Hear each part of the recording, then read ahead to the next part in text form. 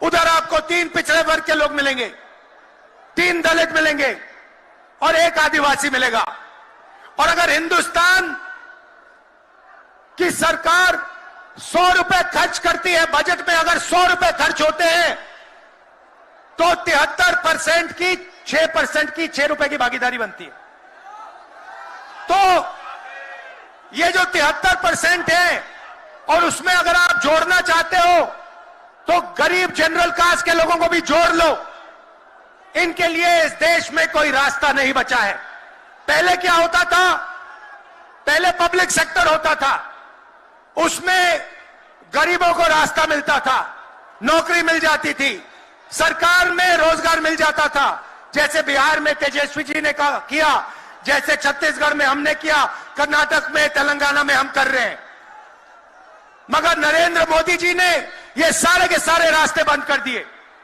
सेना में आप जाते थे, वहां अग्निवीर लागू कर दिया।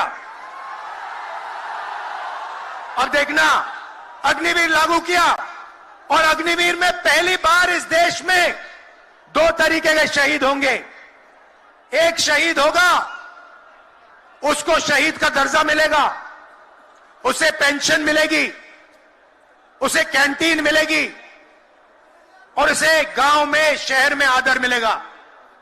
दूसरा शहीद होगा, अग्निवीर होगा, वो शहीद होगा, उसे शहीद का दर्जा नहीं मिलेगा, उसको पेंशन नहीं मिलेगी, उसको कैंटीन नहीं मिलेगी और उसको ट्रेनिंग भी सही नहीं मिलेगी।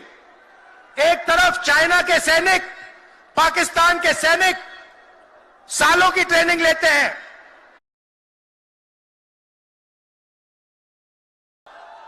उसे शहीद का दर्जा नहीं मिलेगा, उसको पेंशन नहीं मिलेगी, उसको कैंटीन नहीं मिलेगी और उसको ट्रेनिंग भी सही नहीं मिलेगी।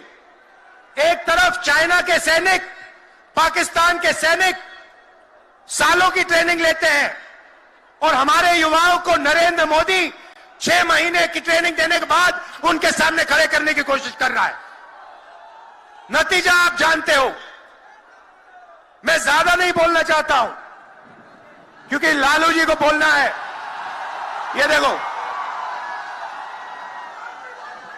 लालू जी को बोलना है, मगर मैं सिर्फ ये कहना चाहता हूं, बीजेपी के लोगों को गलतफहमी में नहीं होना चाहिए। हम लोग बीजेपी से, आरएसएस से नहीं डरते। हमें कोई फर्क नहीं पड़ता।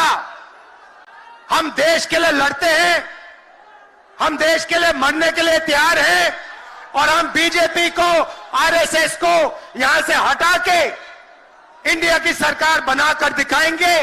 आप सबका दिल से बहुत बहुत धन्यवाद। नमस्कार, जय हिंद।